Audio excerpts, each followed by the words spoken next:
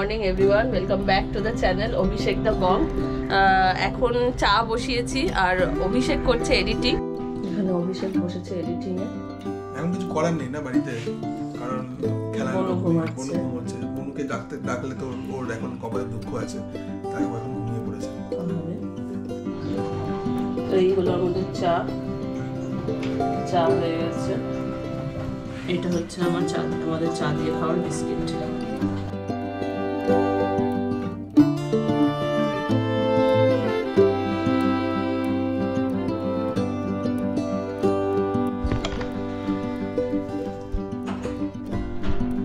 Good morning, welcome back to the channel Abhishek the Bong. আর আজকে ব্যাপারটা হচ্ছে একটা বিশাল বড় কাজ আছে, সেটা হচ্ছে যে আমাকে একটা ওষুধ পাল্টাতে যেতে হবে, মানে কি না, কারণ মনে হয় না চেঞ্জ করে দেবে, বাট যদি দেয় তো খুব ভালো।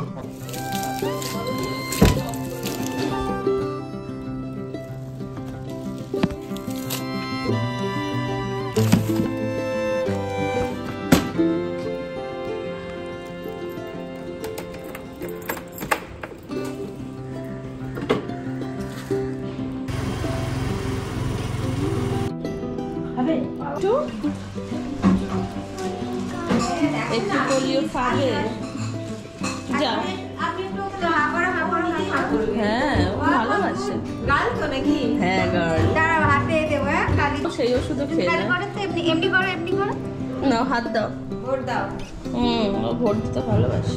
বাহ, বলো থ্যাংক ইউ। ওয়েলকাম।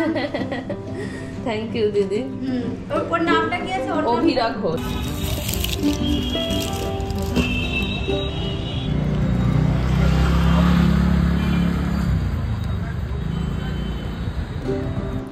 তো বাজে এখন সকাল 9:30। আমার কাজ মোটামুটি পরিষ্কার করার কাজ সব হয়ে গেছে। সোফাগুলো ঝেড়ে নিয়েছি, সব সোফা টোফা ঝাড়া হয়ে গেছে। আর এই ঘরেরও বিছানা ঝাড়া হয়ে গেছে। সুন্দর রোদ পড়েছে। অ্যাকচুয়ালি এখানে বসে বসে একটু খবরের কাগজ সকালবেলা পড়তে ভালো লাগে। সবাইকে আটকে রেখেছি কারণ পোলিও দিতে এসেছিল যখন, তাদের দিকে উনি ধেয়ে তেড়ে গেছেন। তো আপাতত অভিষেক চলে আসবে, তার আগে আমি ওর জন্য ব্রেকফাস্টটা তাড়াতাড়ি করে বানিয়ে নেব। ম্যাগির জলটা ফুটে গেছে, এবার আমি আস্তে আস্তে একদিকে ম্যাগিটা বসিয়ে দেবো, এটা হতে থাকুক। আর অন্যদিকে আমি বিট গাজরের একটুখানি রস করবো আজকে। শীতের বিট গাজর আনিয়েছিলাম বিগ বাস্কেট থেকে। এমনিতে তো কিছু মহাশয় খান না, এইসব রস টস খেতে একেবারেই পছন্দ করেন না। তো আজকে তাই জন্য ম্যাগির সাথে ঘুষ দেবো এইভাবে বলে সকালবেলা অনেকক্ষণ ধরে কনভিন্স করেছি যাতে একটুখানি ওই রসটা খায়, কারণ এটা শরীরের জন্য প্রচণ্ড উপকারী। কয়েকদিন পরেও বম্বে যাবে কোর্স করতে 7-8 দিনের জন্য, সেই সময় তো হোটেলে থাকবে। রাজ্যের জাঙ্ক খাবার দাবার খাবে। রাসবেরি জুস একটু খেয়ে বলো কেমন খেতে। দেখেই বুঝতে পারছি বিটরুট বা কিছু একটা হবে, যেমন বলে তো কাজ। সকালবেলা আমি এতক্ষণ ধরে জ্ঞানটা কি তোমার এমনি এমনি দিয়েছি? রাসবেরি জুস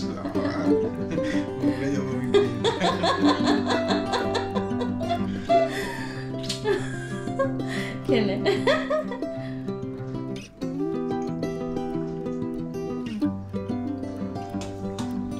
খুব একটা খারাপ না, তাহলে মানে খারাপটা ভেতরে ভেবে ভেবে ভেবে আমি নিজেকে প্রিপেয়ার করেছি অনেকক্ষণ ধরে, তার জন্য অতটা লাগলো না। ঠিক আছে, আচ্ছা আমি নুডলসটা আনছি।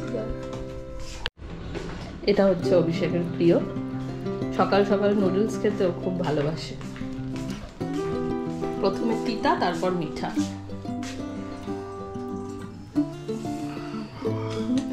Thank you all.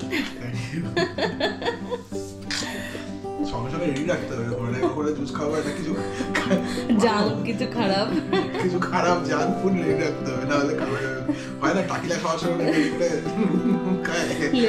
লেবু খায় কিছু। তো আমাদের খাওয়া দাওয়া সব হয়ে গেছে, এখন অল ডান। আরেকজন ঘুমিয়ে পড়েছে, খেয়ে দিয়ে উঠে উনি বেশিক্ষণ আর মাটিতে থাকতে পারেন না। আর আরেকজন ভাত ঠিক মতো খাননি, তিনি এখন চকলেটের প্যাকেট নিয়ে ঘুরে বেড়াচ্ছেন। কি খাচ্ছ তুমি? ভাত খাবে না আর চকলেট খেয়ে পেট ভরবে তুমি। আরেকজন খেয়ে উঠে একটু রেস্ট নিচ্ছেন। আমরা কোথাও যাচ্ছি স্বপ্নের দেশে, ঘুমের দেশে, সেটা ভালো জায়গা। এক্ষুনি 10 মিনিট ঘুমিয়ে পড়বে, তবে 8টার সময় ঘুম থেকে উঠবে। এখন আমার জামা কাপড় ভাঁজ করতে হবে, অনেকগুলো জামা কাপড় তৈরি হয়ে যাচ্ছে। আজকে ঘোরা গেল শেষ, আজকে ব্লগটা গেল শেষ।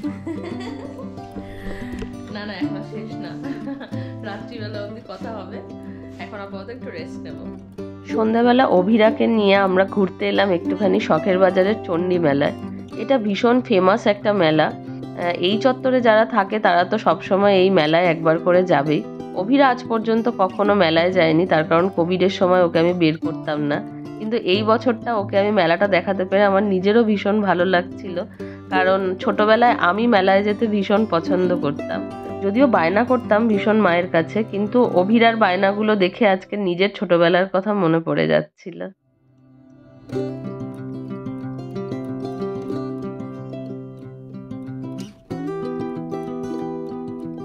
আমাদের বলা একটু ভুল হয়েছিল, এটা আসলে চণ্ডী পুজো 231তম বর্ষের পুজো।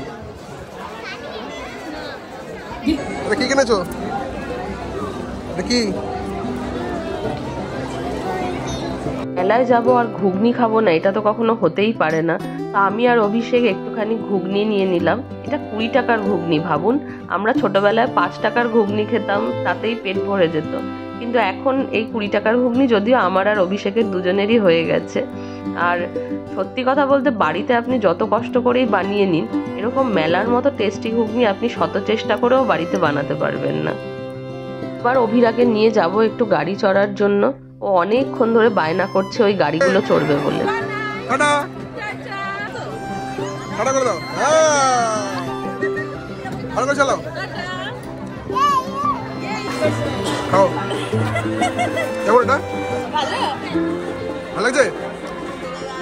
ভালো ওটা নিয়েছি, ওটা মিক্সড আচার নিয়েছি, ওদিকে চালতা আচার নিয়েছি। এই তো তো কত হলো আমাদের?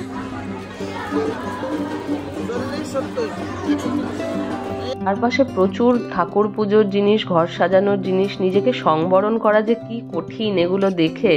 কিন্তু যেহেতু বাড়ির শিফটিং আছে আমাদের, সেই জন্য আমি এবার কিচ্ছু কিনিনি।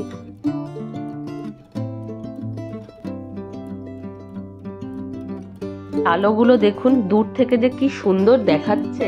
এত আলোতে কখনো কখনো চোখ ধাঁধিয়ে যাচ্ছে ঠিকই, কিন্তু দেখতে ভীষণ সুন্দর লাগছে এই সব আলোগুলো একসাথে। ছোটবেলায় না ভীষণ ভয় পেতাম মেলায় গিয়ে এরকম জোকার বা কোনো ক্লাউন থাকলে তার সামনে ছবি তুলতে। কিন্তু আমার মেয়ে একদম ভয় পায় না, সুন্দর গিয়ে ছবি টবি তুলে নিয়েছে। আর এইবার মেলায় আমি দেখলাম একটা খুব নতুন জিনিস, এই আলু ভাজাটা। এটা আমি ইন্টারনেটে দেখতাম বিভিন্ন ভিডিওতে, কিন্তু এখানে একদম সামনাসামনি বানাচ্ছে, এত সুন্দর করে বানাচ্ছে, এটা দেখেই আমার ভীষণ মজা লেগে গেল।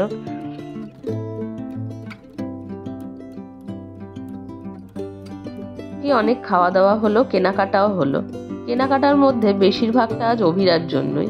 ওর পছন্দের একটু খেলনা, বেলুন, ওর কয়েকটা ছোট ছোট গল্পের বই, এই সব আর কি।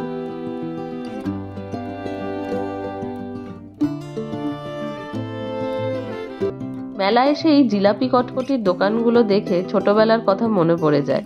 এসব খাওয়ার জন্য কত বায়নাই না করেছি মায়ের কাছে, এখন ভাবলে মজা লাগে।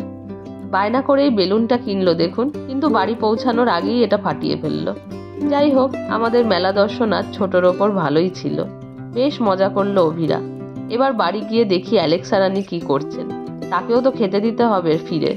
সবাই ভালো থাকবেন, আর ভিডিওটা ভালো লাগলে প্লিজ সাবস্ক্রাইব করার অনুরোধ রইল। আজ তাহলে এইটুকুই, টাটা।